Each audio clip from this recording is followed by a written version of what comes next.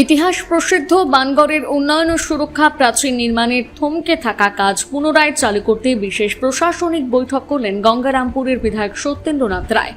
শনিবার দুপুরে বানগড়ে archaeological survey of ইন্ডিয়ার আধিকারিক, ভূমি ও ভূমি রাজস্ব দপ্তর এবং পুলিশ প্রশাসনের কর্তাদের নিয়ে এই বৈঠক অনুষ্ঠিত হয়। বৈঠকে বানগড়ের প্রত্নতাত্ত্বিক জমিতে অবৈধ দখলদারি ও আবাসন গড়ে ওঠা নিয়ে করা অবস্থান নেন বিধায়ক। বানগড়ের মূল ভূখণ্ডকে অবিলম্বে দখলমুক্ত করার জন্য প্রশাসনিক আধিকারিকদের প্রয়োজনীয় নির্দেশ দেওয়া হয়েছে। বিশেষ করে বাম আমলে বানগড়ের মূল প্রত্নতাত্ত্বিক জমিতে কিছু কৃষককে যে পাট্টা দেওয়া হয়েছিল, সে পাট্টার বৈধতা নিয়ে প্রশ্ন তোলেন তিনি। বিষয়টি নিয়ে গঙ্গারামপুরের বিধায়ক সত্যেন্দ্রনাথ রায় জানান, এখন আমাদের এএসআই অফিসাররা এসছেন রায়গঞ্জ মালদা থেকে। আমি গিয়েছিলাম রায়গঞ্জে কথা বলতে, তারা এসছেন। আমাদের এখানে পুলিশ আছেন, বিএলআরও আছেন, আমরা আছি। আমরা চাইছি বানগড়ের কাজ তাড়াতাড়ি শুরু হোক।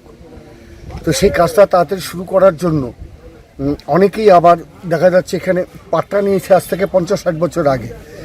এই পাট্টাটা ইল্লিগাল পাট্টা, এটা হতে পারে না। সরকারি সম্পত্তিতে পাট্টা হতে পারে না। এটা দেখছি 1 নম্বর খতিয়ান। 1 নম্বর খতিয়ান মানে ভেস্ট জমিতে কেউ পাট্টা নেবে, সেটা তো হবে না। কাজে এখানে একটা প্রতিষ্ঠান ছিল, এটা রাজার বাড়ি ছিল। বান রাজার একটা বাড়ি না, রাজধানী ছিল বারাসুরের রাজার। সেই বাড়িটাকে কেউ দখল করে দেবে, সেটাও হবে না।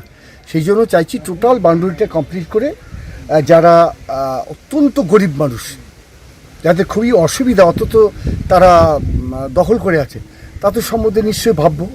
এবং তাদেরকে বিএলআর অফিসে ডাকা হবে, পোস্ট অফিসে ডাকা, মিউনিসিপ্যালিটিতে ডাকা হবে।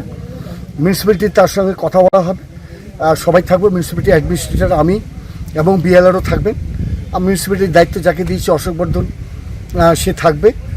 থেকে আমরা সবাই মিলে বসে ঠিক করবো যে কীভাবে সলভ করা যায়। সলভ আমাদের করতে হবে গঙ্গারামপুরের মানুষের স্বার্থে, এটা সমাধান করতেই হবে। আমি সবারই কাছে হাত জোর করে অনুরোধ করব যে এই ব্যাপারে আপনারা সবাই সহযোগিতা করুন, এবং সহযোগিতা করে বানগড় একটা যাতে উন্নত মানের পর্যটন কেন্দ্রে পরিণত হয়, যেটা শুধু আমাদের গঙ্গারামপুর না, জেলা না, গোটা রাজ্যের একটা বড় পর্যটন কেন্দ্র হয়। তার জন্য আমি সবারই সহযোগিতা প্রার্থনা করি। আপাতত কি পরিকল্পনা আছে বানগড়? এখন ফেন্সিং বাউন্ডারিটা করব। ফেন্সিং বাউন্ডারি করার পরে আমার যেটা আছে এর মধ্যে লাইট অ্যান্ড সাউন্ড করব। আমাদের মধ্যযুগীয় আমাদের যারা রাজা ছিলেন গঙ্গারামপুর আশেপাশে, আমাদের ইতিহাস বলছে মধ্যযুগীয় রাজারা সব এখানে ছিলেন। তাদের লাইট অ্যান্ড সাউন্ডের মাধ্যমে মানুষকে আমরা দেখাবো বড় পর্দা দিয়ে।